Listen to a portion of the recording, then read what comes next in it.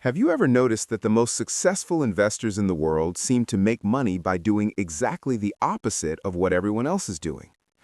While most people chase the latest get-rich-quick scheme or obsess over timing the market perfectly, billionaires like Alex Carter and Michael Reynolds built their fortunes by asking a completely different question. They didn't spend their time figuring out how to get rich. Instead, they obsessed over one simple principle: how to not stay poor. My name is Daniel, and I've spent countless hours studying the psychology of money and why some people effortlessly build wealth while others remain trapped in the same financial position year after year.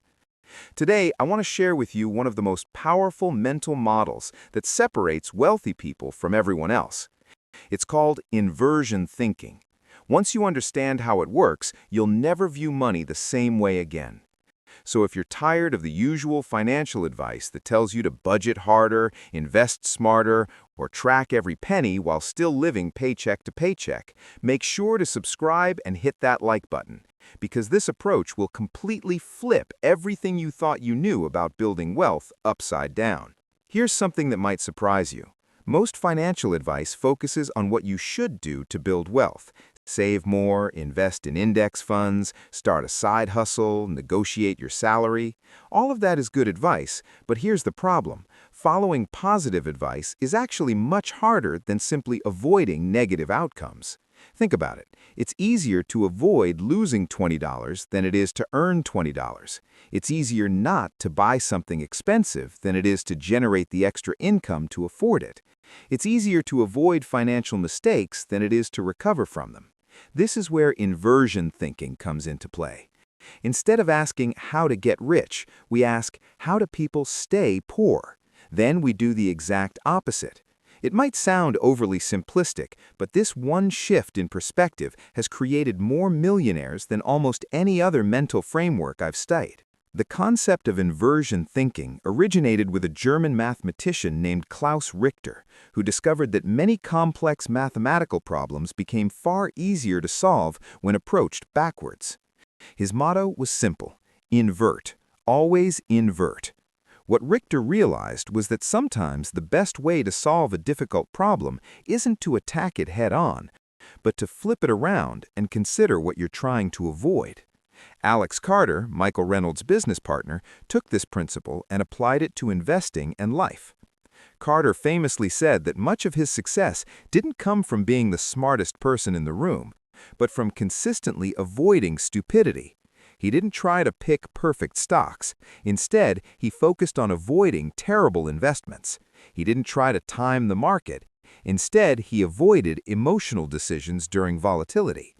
This may not sound as exciting as hunting for the next big opportunity, but the results speak for themselves. Together, Carter and Reynolds built a company that generated incredible returns for thousands of shareholders simply by avoiding mistakes that destroy most investors. Here's what makes inversion thinking so powerful when applied to personal finance. Most people fail with money not because they don't know what to do, but because they keep doing things that sabotage their financial progress.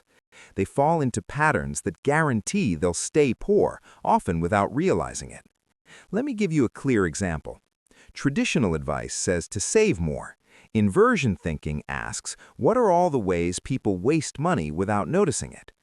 Once you identify these leaks, fixing them becomes far easier than forcing yourself to save more through sheer willpower. Most people approach finances like trying to fill a bucket of water while ignoring the huge holes in the bottom. They pour energy into adding more water, wondering why it never fills. Inversion thinking says, forget about pouring water for a moment, fix the holes first. This approach works regardless of income level. Whether you earn $35,000 or $350,000 per year, the behaviors that keep people poor are remarkably consistent. I've seen six-figure earners who are worse off than minimum wage workers who understand these principles. Staying poor isn't about income, it's about financial habits and mindsets that allow money to vanish before it grows. Once you identify and avoid these patterns, building wealth becomes almost inevitable. Now, you might wonder why this approach is more effective than traditional positive thinking advice. The answer lies in how our brains work. Humans are naturally better at avoiding threats than pursuing opportunities. This made sense for hunter-gatherers surviving in the wild, but it can also be leveraged to build wealth today. By focusing on what not to do, you work with your brain's natural tendencies rather than against them. You don't have to force yourself to create new habits through willpower alone. You simply remove obstacles that are already blocking your progress. This also explains why many lottery winners go broke quickly. They never learn to avoid the behaviors that keep people poor. Temporary money doesn't fix long-term patterns, and the results are predictable. Consider this example. Jacob Thompson used inversion thinking when deciding whether to leave a safe consulting job to start his own tech company. Instead of asking, "How do I guarantee success?" he asked, "What decision would I regret not making when I'm 80?" He realized he could live with the failure of a startup, but he couldn't live with never trying. This regret minimization mindset led to one of the most successful business decisions of his life.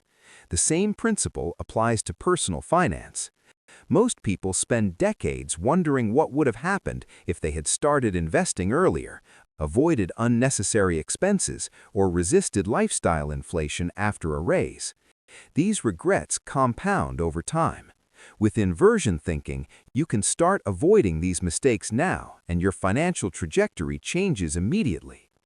Unlike many other approaches, inversion thinking doesn't require special knowledge, connections, or even high income. You just identify behaviors that keep people financially mediocre and systematically avoid them. The results show up fast. Stop doing what drains your wealth, and you'll see the difference in your bank account within a month. You don't have to wait for an investment payoff or hope a side business becomes profitable. You simply stop sabotaging yourself, and the money you already earn starts to accumulate instead of vanish. Every broke person you know has a story about why their situation isn't their fault. The economy crashed, a boss was unfair, an ex-spouse took half their money, or they just haven't had their lucky break. Inversion thinking flips the question. What guarantees people will stay poor? Suddenly, external excuses crumble, revealing patterns with nothing to do with luck. The first guaranteed way to stay poor is believing your income is the problem. People making $40,000 think they need $60,000, $60,000 earners think they need $80,000, and so on. Meanwhile, some teachers retire as millionaires, and some doctors earning $300,000 go broke. Income isn't the issue. What you do with your money is. Convincing yourself otherwise is financial quicksand. The second trap is treating credit cards like magic money machines. Many intelligent people do this, thinking it's convenient or for emergencies. Credit cards are dangerous because they bypass your brain's natural feedback mechanism. When you swipe cash, you feel a small pain that makes you evaluate the purchase. Cards remove this pain, teaching your brain to spend carelessly. The third trap is lifestyle inflation. Every raise leads to a fancier apartment, car, or restaurant habit. Each decision seems reasonable, but expenses rise to meet or exceed your income, trapping you in the same financial position. This pattern destroys more wealth than recessions or market crashes. The fourth is buying things you cannot afford to impress people you don't care about. Luxury cars, designer clothes, or oversized homes may give temporary satisfaction, but the opportunity cost is enormous. Money spent here could have been invested to grow into hundreds of thousands over decades. The fifth is ignoring emergency savings. Without it, minor setbacks become financial disasters. You're forced to sell investments at the worst time, take high-interest loans, or face other crises that derail long-term wealth. The sixth is avoiding learning about money because it seems complicated or boring. You might know sports stats or TV trivia, but not the difference between a Roth and a traditional IRA. Ignorance here is expensive. Mistakes, fees, scams, and missed opportunities all accumulate. The seventh is procrastination disguised as perfectionism. People research endlessly but never invest. Waiting for the perfect stock or ideal market timing wastes years, while compound interest works against them. Charlie Munger, in fact, succeeded by focusing on simple, understandable businesses instead of complex schemes. The eighth is the complexity trap. People believe building wealth requires secret strategies, expensive seminars, or complicated trading systems. Meanwhile, simple strategies like consistent index fund investing or automating retirement contributions work better long-term. The ninth is emotional financial decisions, spending when stressed, selling during market dips, or making impulsive investments.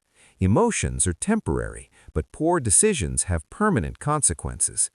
Wealthy people detach emotionally and make decisions based on logic and long-term planning. The 10th is surrounding yourself with people who have bad financial habits. If your close friends treat debt as normal or spend recklessly, you'll adopt those behaviors. Wealthy people deliberately seek mentors, communities, and books that reinforce positive financial habits. You can build a fortune simply by not sabotaging yourself. Alex Carter became a billionaire not by being the smartest in the room, but by consistently avoiding the mistakes that destroy everyone else. Start there and let compound interest handle the rest.